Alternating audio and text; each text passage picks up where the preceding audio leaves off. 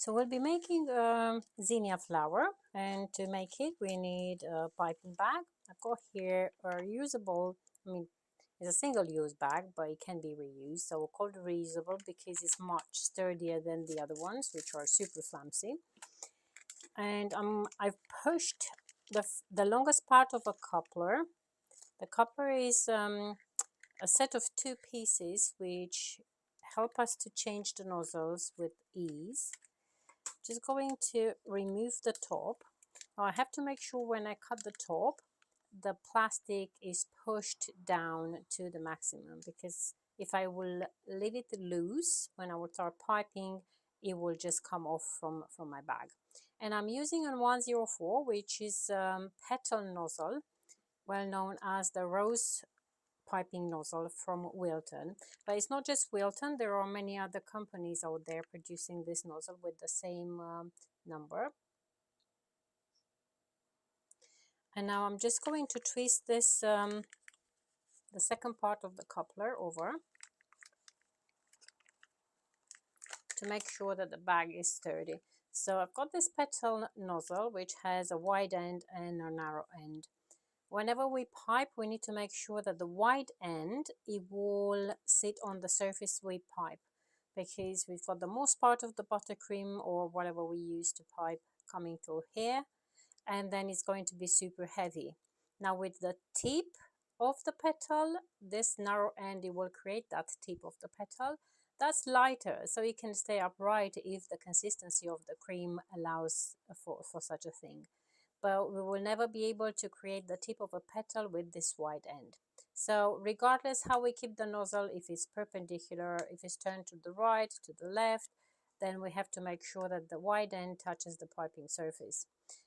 Because it's a straight nozzle, so it doesn't have any curve, it's good for right-handed and left-handed, and that's the reason why it's so popular, because you don't have to kind of think about if it's good for you or not, because it works for ambidextrous. Both hands can do the same kind of nice job.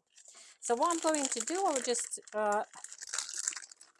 open up the bag, put it like a cup around my hand, just leave just a small section at the base of the bag.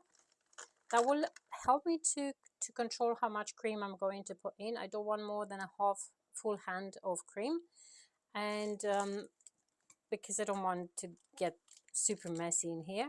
And if I've got more cream in the bag, either way, controlling the pressure would be very difficult. I'm going to put some white buttercream, but just a thin line. And I'm just looking here at my nozzle. I just want to put that line to match the thin edge of my nozzle. So it's going to be this way. I'm just going to kind of squeeze through and just pipe a line just along that part of the nozzle. Now it did not reach the base of the nail, but the piping nail, the piping coupler, but it will be pushed by my other cream.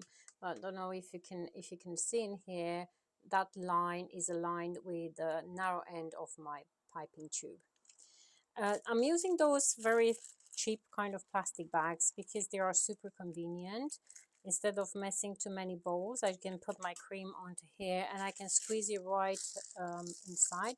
But those are not good for piping because they are super fine, and the cream will, when you start creating the pressure, you will get the bags bursting, so they are not good. Okay, so that's just a full hand of cream. That's just enough to work with. We don't need more than that, just a full hand, and my hand is quite big. If you've got a smaller hand, then it's going to probably end up being too much. Okay, and I'm just going to twist to get a really nice good pressure. It's very important to have this nice pressure onto the bag. To secure the end of the bag, I can just wrap it around my thumb. And I'm just going to go to my cupcake. Now this is a dummy cupcake, it's not real cupcake, but it will just work in the same way. And I'm just going to start piping those petals. As I'm pushing out, the cream starts creating a fan. It's not that I'm curving my hand, it's just that I'm squeezing with pressure, and obviously the cream will come up like a little fan. So we're just going to put a layer of petals around, just touching the surface with that white end, squeezing to create kind of a border made out of petals. Then, as you've noticed, my nozzle was flat. Now I'm going to lift this nozzle a little bit. We'll just change the angle, and I'm going to start with another layer of petals. And at this point, I can see some of my white cream coming through the tube. A little at a time. They will show more and more as I go along. Okay.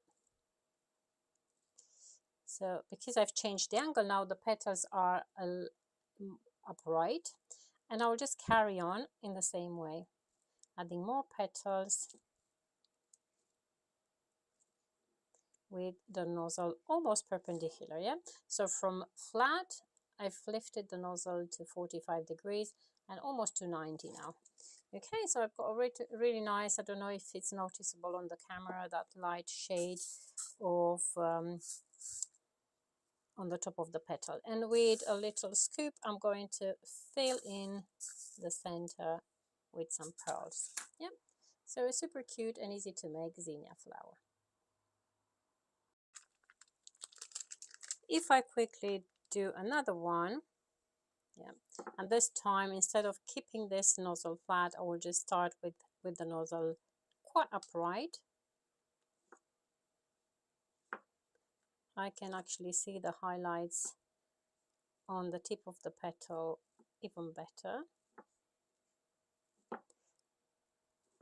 Something which I have to mention about is the white cream I've used has a different consistency than my blue cream.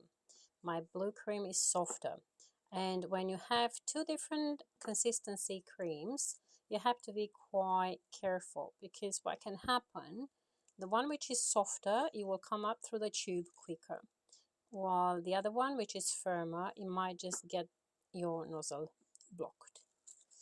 Okay, but that's just shows the light edge even better. Okay, so two super pretty zinnia flowers.